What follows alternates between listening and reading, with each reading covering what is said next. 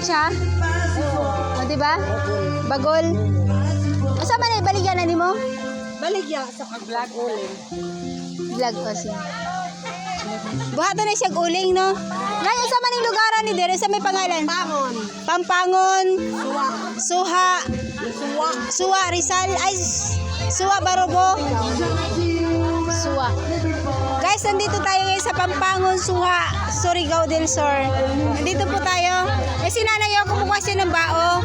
Kasi gagawin niya pang sa plancha. Ito kasi ginagawa ng yung bao na to ginagawa kasi itong uling. Tapos nilalagay sa plancha. Ito ginagawa.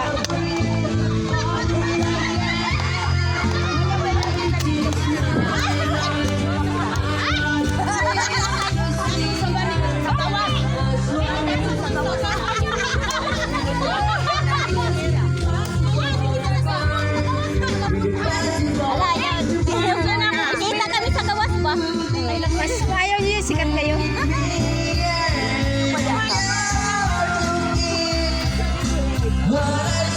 Guys, nandito kami ngayon sa Pampangon, Suha, Barobo, Surigao del Sur.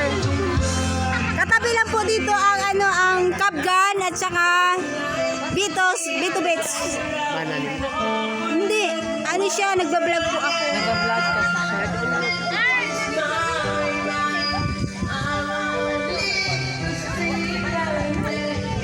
Kasi nanay nagrarampa na.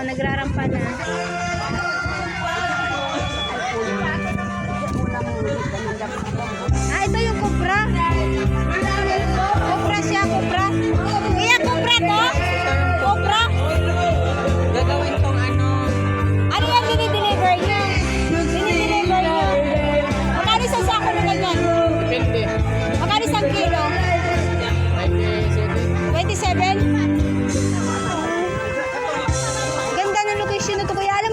Na to kuya, para siyang uman. Oo, kasi nag-vlog ako nung nakaraan kasi dito. Para siyang uman. Uman at saunahan. Ganito kasi ang uman Style niya talaga.